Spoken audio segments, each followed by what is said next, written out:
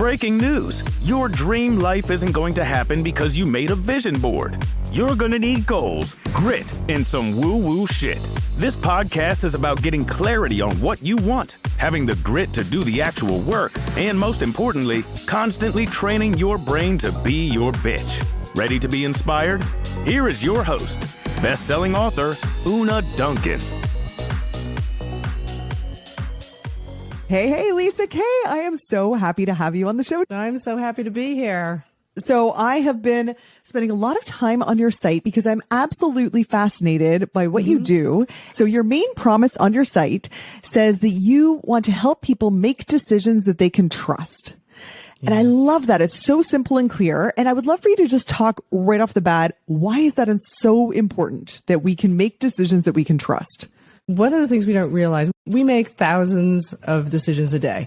And from the food we eat to even which way we're going to go to work to sometimes very large, big decisions. And so we often think about the big life decisions and how those are so important, but the little ones are important too because they accumulate. And every little step that you take is going to take you in a particular direction. And that direction can lead you to a better life, or it could lead you to either maybe stagnating or worse. And we don't want to go in a place where we don't want to end up. And one of the things that you or I have probably seen, and those of your listeners as well, is people who have made maybe not such good choices and where their lives have ended up. And we always have that person like, oh man, he had so much potential, she had so much potential, and they decided to do blah, blah, blah. And then they ended up doing something that it doesn't make them happy. So our decisions are tremendously important. And the more good decisions we make, the better our life is going to be. Totally. And sometimes that blah, blah, blah that you decided, it's not, oh, they made the wrong choice of a spouse. Sometimes it's just that person decided to have one too many drinks every night after night. You're right. It can be a cumulative, constant decisions versus the one biggie. And so you say that making good decisions is a combination of analysis and intuition. Can you tell us how we find that balance? Intuition is a real thing. And that's one of the things I discovered. And intuition has always been fascinating to me because it seems to be that magic that people have that gets them to where they want to be. It gets them, they decide which way to go and it leads them to success. And they'll say, I relied on my intuition. So what is that? And I studied intuition I have a background in science, psychobiology, and I also have a background in engineering as well as metaphysical sciences, which I think fits right into your world. And I love to put those things together because I wanted to know what this was. And listening to people like Jeff Bezos and Oprah and Einstein who say they rely on their intuition to make big decisions and life decisions. And that's how they became successful. And any time that they didn't listen was when they led them to mistakes. So it's, what is that? And I decided I wanted to go and really see, is this thing real? Can you really develop it? And if you can, what is it about? So I started from scratch. I didn't think I was intuitive at all. And I decided I'm going to open up everything. I'm going to look at science, which there is some, not a whole lot. And then the intuition side, as well as even if you want to call it the psychic side, because to me, it's a spectrum. And I discovered that what people were talking about as far as intuition, intuitive abilities, and then strong intuitive abilities, which I consider psychic abilities, is the way the right side of the brain thinks.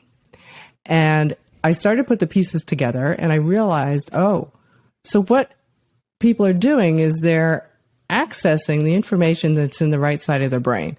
They are listening to the way it speaks and they're understanding what it's saying to them. And this is what helps them get the big aha. And I started to see how we could use this and worked out a methodology and a process to access my intuition on demand and actually get useful, detailed information out of it that I can act on and make decisions with. And that helped me save my life. And when I realized, oh my gosh, what a great gift I don't want to keep it to myself. I think everybody can do this. Everybody should do this. Oh my gosh, I have so many questions for you, and I definitely want to ask you how this saved your life. But first of all, can I just back you up and really try and nail down the definition of intuition? Would you say that intuition is information from the right side of our brain? Is that what intuition is? Actually, the definition of intuition is knowing without knowing how you know it. You did a PhD dissertation on intuition. I'm wondering, how did you nail that down? Knowing without knowing how you know it. And you said there is some science around it. Can you tell us a little bit about something tangible I can grasp onto here? Yeah, so let's talk about it. So we have inside of us two sides of our brain. Everybody knows that. You get the right hemisphere and the left hemisphere, and they actually think very differently. And when you understand that and how they think, you start to see how your thinking differs from your intuition. And I call one side the thinking mind and the other side the intuitive mind. And the thinking mind, the left side of the brain, thinks this way. It thinks linearly, sequentially. It's where your logic is, your judgment, your criticism, your doubts, and just seeing the trees in the forest. It just wants to put one step in front of the other. It's very good at following recipes. It does math. Now, the right side of the brain, on the other hand, is really good at understanding the big picture. So what is that? That's like the aha. Or I have that, all of a sudden I know what to do. That's one of the things that the right side of the brain is really good at and helps us understand. So it'll see that it's like being at the top of the mountain. So the right side of the brain is seeing the big picture. It's gestalt, it's holistic. It goes, okay, I'm at the top. I see where we need to go. This is the goal is over here. And I know how to get there because I have that big picture view. The left side of the brain is down. It's almost like it's down in the forest at the bottom of the mountain. It's looking at the trees. It's looking at the path. It says, I'm not really quite sure where to go, but I know that maybe I can go in this direction. It doesn't see the big picture. So that's one of the powers of the right side of the brain. But that's also why we get the ahas, why we get the understandings all of a sudden. Another thing that we experience as intuition is we might hear something in our head that's just a few words. See, the left side of the brain has language and the right side of the brain doesn't.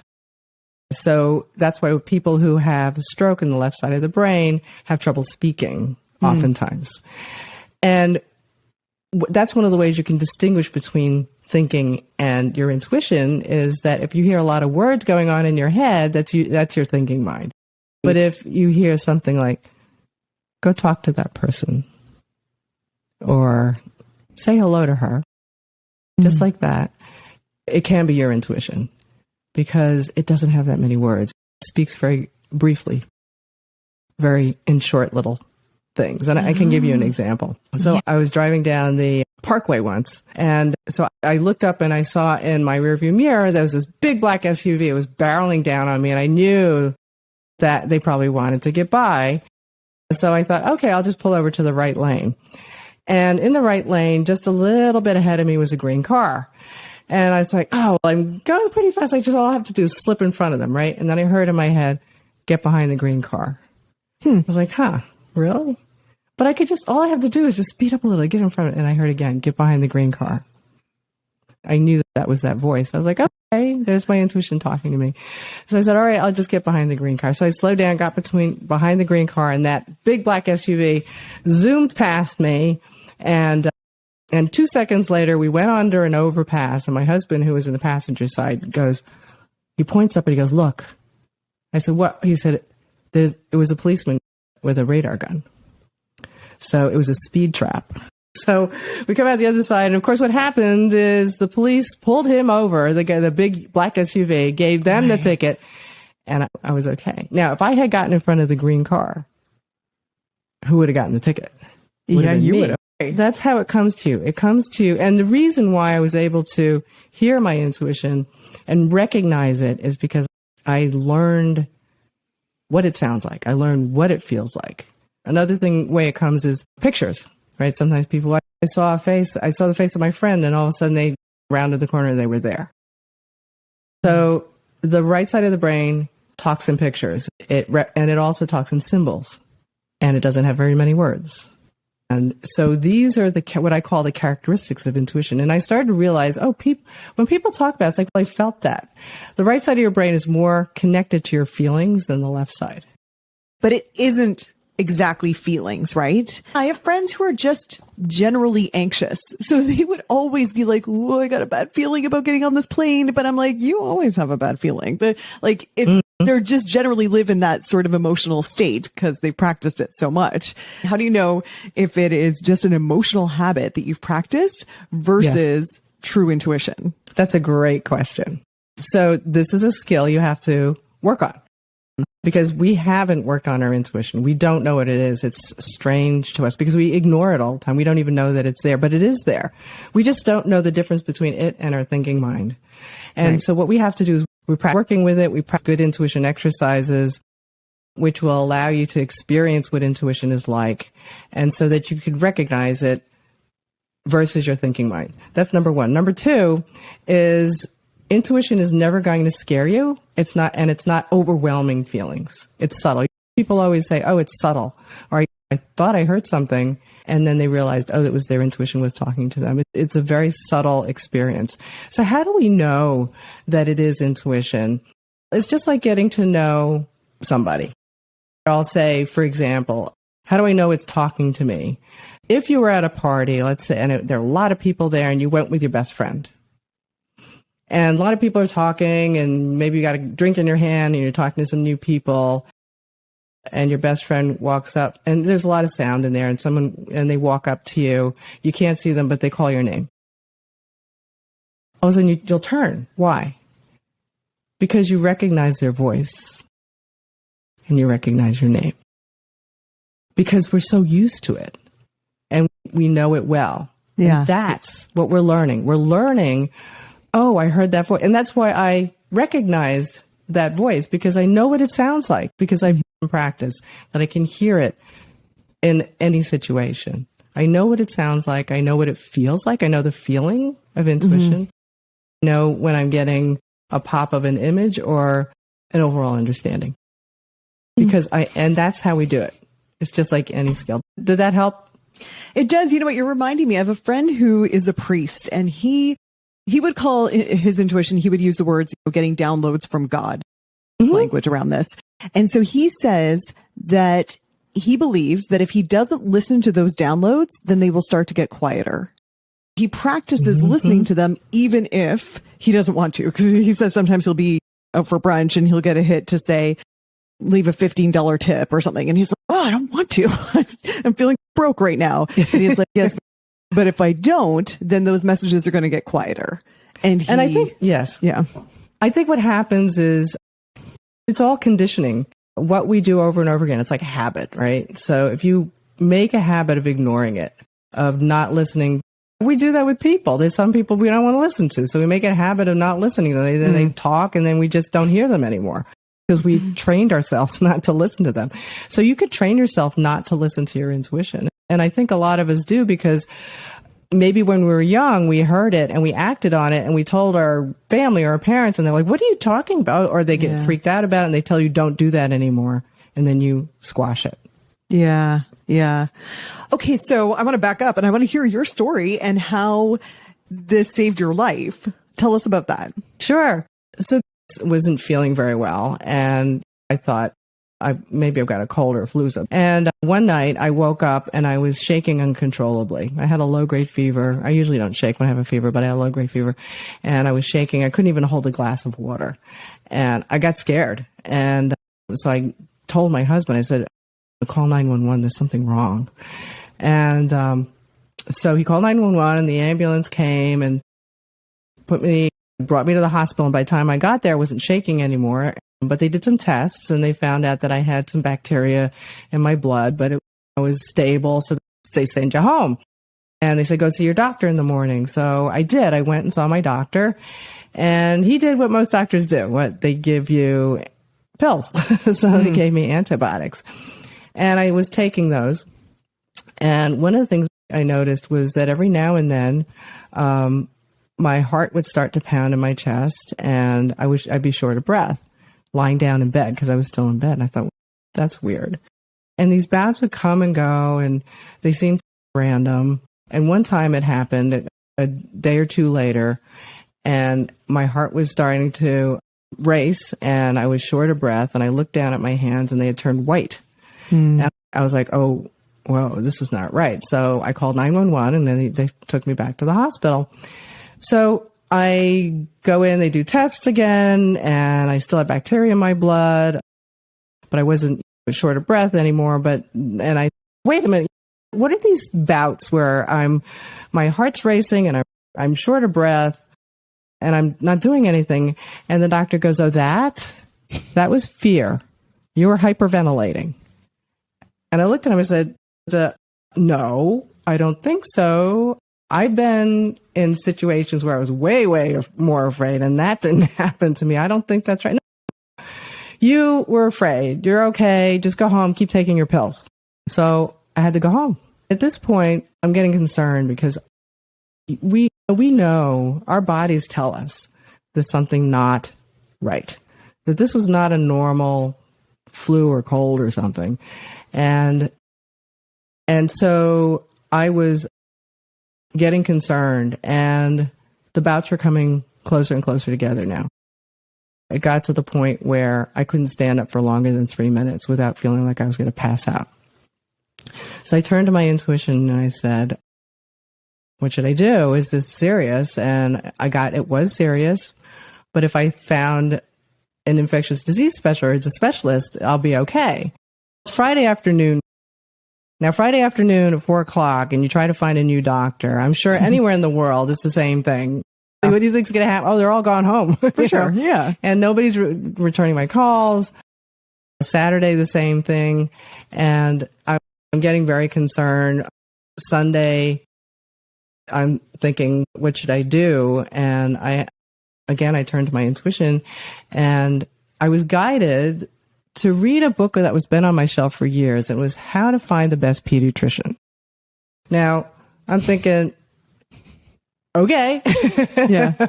I feel like I really need to read this book, but I don't know why. It seems I'm not anyway. So I start reading the book, and of course the word pediatrician keeps popping up over and over again.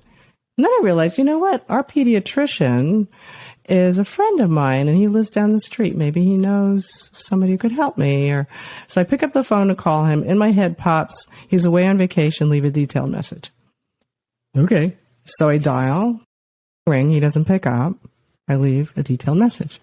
Later that afternoon, about 6:00, he calls me up and he goes, hello, I was away on vacation, just got your message. I know what you need to do.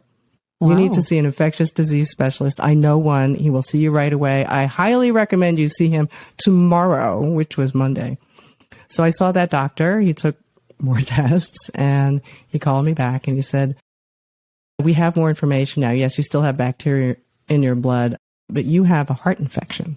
Oh. And he put me in the hospital. And I even asked him, should I still take those pills? He said, oh, it's not really going to do much for you. And he gave me intravenous antibiotics, which I had for 6 weeks. And by that point, I was not even able to really stand up anymore. He saved my life. I mean, that whole thing, if I hadn't found him, I don't know. So a heart infection, that's endocarditis, is a very insidious thing because it can put you into sepsis very quickly. And that's where I was going. There's so many points in that story where you got an intuitive hit that you could hear and that you followed. And were you always like this? Did you grow up doing this? Was this something that was nurtured in you as a child? Tell us a little bit about how you came to this practice. So I didn't even think I was intuitive at all. I even tried Zener cards. You know what Zener cards are? No. So Zener cards they're supposed to test your psychic ability. ESP. Yes. They're ESP cards. From Ghostbusters 2. There's a scene where... Yeah. Okay, so where they have... it's a deck of cards, and each one has a shape on them, right? Like a wave or a triangle. Right, stars, things like that. And you're supposed to predict which one's coming up, and I got them all wrong. So I was like, I'm not intuitive. When I wasn't seeing spirits at a young age, I wasn't knowing or hearing things. I was not intuitive at all. But I was so curious because I believe in this stuff, and if everybody has it, if that's really true, then I really want to find out. And so when I had the time to go research it, this was when I ended up staying at home with my son and I had a little more time. I wasn't working crazy hours anymore. I started to learn, and I decided that I'm going to go all out because you got to be open, right? You can't close yourself off before you've learned anything. Otherwise, you're not really going to learn everything that, you know. And so I learned about intuition, about psychic ability, about ESP, about remote viewing, and I wanted to see if I could figure out what this is, do it myself. I was even like not only learning from psychics and mediums, but I was watching what they were doing because is this real? Are they making it up? John Edward, does he have his producers like just making it look like it's really amazing? Right. Or is it real? And it is. It's some of the things I've seen. I even had readings with some super famous psychics, and the things they came up with were just like, there's no way they would have known. And so along with that and learning the techniques and trying to put together the pieces, I realized this. I started to realize what I was explaining to you before, because I have a background in psychobiology, which is all about the biological aspect of psychology and how the brain works and how we think and, you know, what it's made up of. And so that's when I realized, oh my gosh, they're talking about the right side of the brain. They're talking about when people say, okay, it comes to you as a feeling. It comes to you as a knowing, intuition. It comes to you as an image you might see. And I was like, wow, that's all right side brain stuff. And then the other thing that I learned, which I think is awesome, because people always ask me, and when I go speak, they're always like, now, where do you think this was it experiences? Where does the information come from? And do you believe it's connecting to spirit, as your friend said? God, and angels, I said, I believe it comes from everywhere, and we don't know where it comes. But it doesn't really matter. But I do believe it comes from beyond. And part of it is because there's no way you could have known. You don't have experience of certain information, and you just know.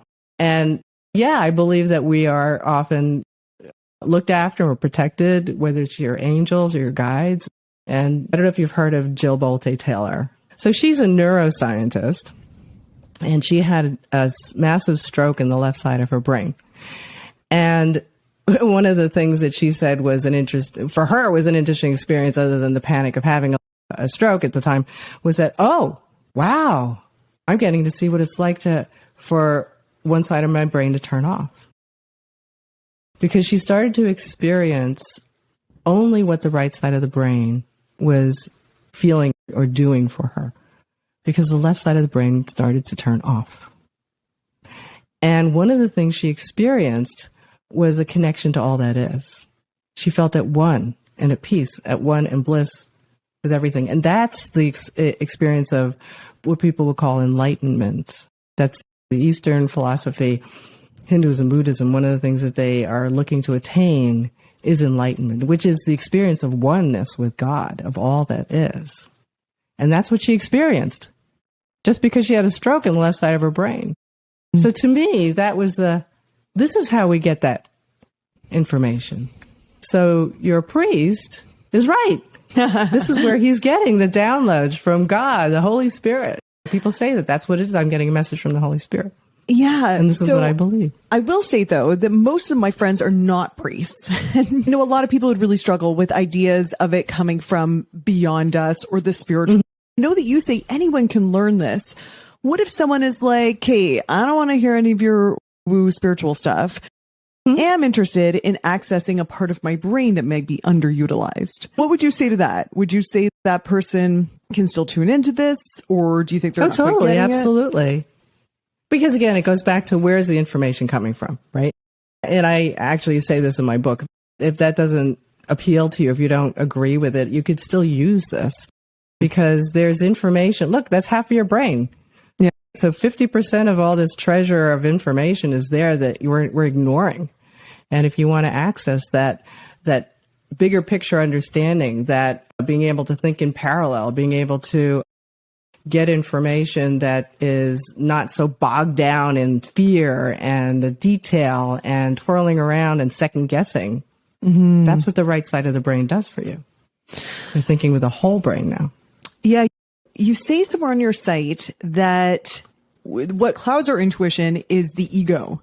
Can you tell us a little bit more what you mean by the ego? Is that just the thinking mind, the analytical mind? Okay. Again, the left side of the brain is the ego is it's actually in the left side of the brain. So that's where we have the sense of I'm better than you, or you're better than me. And also the ego. And so that becomes a judgment, right? So if I'm better than you, I'm judging you. And again, that's where the left side of the brain is. And the right side of the brain doesn't have that. It's in the now. It doesn't get clouded by worries. It doesn't get clouded by, oh, you can't do that because, I can't do this because I'm not good at it. I'm never going to be good at it. That I was going to be always terrible at this, so I shouldn't do that. The right side of your brain isn't clouded by those criticisms. And I think you were even talking about the people who have anxiety or they are worriers, which is, again, all what if, worries, judgment, criticism. I feel like a lot of people, they might not be quite ready for angels and God, but they're also like, there might be more out there that I haven't experienced. And they're like, okay, I'll give it a shot. And then they do a couple of the Zener cards and they get all the symbols wrong. And they're like, forget it. This doesn't work. How do you get your students to stay the course when they're just new and they're just practicing? It's not when they don't get amazing. It's a great question. Sometimes synchronicities happening in these. Okay, maybe they do. I'd love to hear stories about that. But how do you help them if they don't? So one of the things that we do with our students is we practice. And I mentioned those intuition exercises, which I'm sure a lot of people are like, well, what are those? Yeah. And so one of the things I could do as an exercise is I can show you a picture of someone and you can use my technique, which will allow you to trigger your intuition and start to get information from it and recognize it. And sometimes it gets clouded, the information you get gets clouded by your thinking mind, but doing the exercise of looking at the picture of someone and you're going to gather all the things that are coming to you, which is thinking and intuition. And as you do that, we can validate your intuition by the things that are right, or the hits, what we call hits. And when you start to see, that was intuition versus my judgment and my criticism, you start to recognize the difference between the two. And that's the exercise. The exercise is all about recognizing the two, because it's like having two different people in your head that are talking to you. The only difference is that your thinking mind is always yabbering at you and your intuition's way in the back. And you don't always hear your intuition. You want to bring the intuition closer, and then you start to recognize your intuition when it talks to you. And that's what the exercises are all about. And we work on things that are not important, because people like, I learned a couple techniques, or I learned these are the characteristics of intuition. Now I'm going to use it on a big life question. Yeah. And then it doesn't work because your emotions get in the way, your fears get in the way, and then your judgment gets in the way because you're not skilled at it yet. You don't really know what your intuition is yet. So the exercises are all about you getting to recognize what intuition is like inside of you. What it sounds like. And as you do the exercise, you start to see it more and more. Oh, I felt that. Oh, I heard that. I saw that. And it's like getting to know somebody, right? I know what the sound of your voice is like. Yeah. I love that. You actually say in one of your materials that the feeling of it will be as if your best friend said, hey, come check this out. It's like a light curiosity feeling. I love that. I think that's such a great description. Yes. Yeah. And that's the whole thing. It's not screaming at you, and it's not admonishing you, and it's not going to criticize you, but it might tweak your interest a little bit. It might go, ooh, what about this over here? And also what's nice about that is that when you start to follow it and things start to happen, you start to go, wow, this is really I never thought that this would turn out this way. And we had this just recently. We were looking to buy an apartment for my son in the city, and he was looking for a 1-bedroom, and he wanted a pre-war building. I wanted a condo, not a co-op. And my husband wanted a nice neighborhood. So there were a bunch of features that we were looking for. And we could find 2 out of the 3. And it's always like that. You get 2 out of the 3, That's but right. you can't get all 3. And the realtor got us in to see a rental because we couldn't even see the one we wanted to see. So we go in to see the rental just to see what it's like. You know how realtors do that. Then you can see what it's like, see if you're really interested or not. So go in. So we go walk into this rental, and this is a 2-bedroom now. And we walk in, and it's gorgeous. It's a beautiful pre-war building, totally renovated, brand new appliances. It was like, wow, this is great. I'm walking around. I open up the refrigerator, and I hear in my head, this is it. This is the one. I'm like, yeah, this is it. Wait a minute. This is a rental. It's not for sale. And then I thought, it's 2 bedrooms, going to be way too expensive. No way. But I heard it again. This is it. This is the one. But I know the voice. So I thought, let me find out. So long story short, we went and asked the owner if they'd be interested in selling. And they said, yes. And it was going to be too expensive with that. So we threw a number at him that was pretty low, and he accepted it. And it was for less money per square foot than the ones that weren't perfect. Yes. And it had everything. And it turned out that it was in a great neighborhood. So it had everything we were looking for. That's awesome. And when you say practice the small things, so there's a game that I play warmer, colder. When you play that game when you're a kid, you hide something and they go, oh, you're getting warmer, you're getting colder. Because sometimes if you make the decision too big, is this the career path I should follow? You know, and then you get all up in your head and it doesn't work and everybody's got conflicting advice. But if you're like, I'm not sure, but it feels a little warmer. And then it just allows you to take a step in that direction. And then you find the next step and the next step. So for me, warmer, colder is it's a fun game. I don't know if this sounds like intuition to you. Absolutely. I think that's great. Another thing is that we talk about feelings. So one of the things is that the feeling might be, again, they're subtle, but it might be you're drawn to something. Drawn to go, and just like you're warmer, colder. I do this when we go out on vacation and we love to travel. So we'll go to all different countries. So it's which restaurant should we pick? There's some we're walking down Restaurant Row and they all look beautiful, and it's see which one draws you. And it doesn't have to be the name. It could be just looking at it. You feel like you want to walk in. Yeah. It doesn't have to be the menu. So that's how your intuition talks to you. The opposite feeling is feeling a little pushed back on a little. So you almost feel like you want to lean back a little bit. You know? And so that's the subtleness. But those are the feelings. Another thing is, which should you choose, A or B, or what project should you work on? Does it energize you? Do you feel like there's energy there and it's propelling you forward? And then all of a sudden it seems like, oh, that was easy. Yeah, it's funny. Sometimes I'll have clients who will say something like, okay, my goal is I'm going to start working out every day or something like that. And then the way they say it and their body language, I'm like, oh, dude, that's not how going to long is that work. going to last? I can just tell you're exhausted just thinking about it. Whereas other people are like, I'm going to exercise every day. And you can tell that they're so lit up and excited about it. That's going to work. I wanted to ask you about when you said you get that feeling of maybe almost leaning back or leaning forward. Well, I wanted to ask you, a lot of my clients are obviously interested in health and stuff. And I wanted to ask about intuition in your body. So I have one friend who has a practice of asking their body, what does a yes look like? Or what does it feel like? So they'll say something like, I love dogs, or something that's true. And they'll feel what that feels like in their body. And sometimes it is a little leaning forward. And then they'll say something that's not true. My name is Angelica or whatever. And then they'll feel like themselves shifting back or something. And then they'll start to play yes, no questions and feel whether their body is telling them a yes or no. Another version I've heard of this is putting your thumb and finger together and holding tight.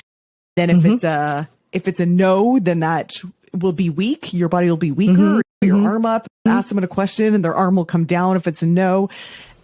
Any of that true? Yes. Tell us about how your body can intuit things. It's called kinesiology.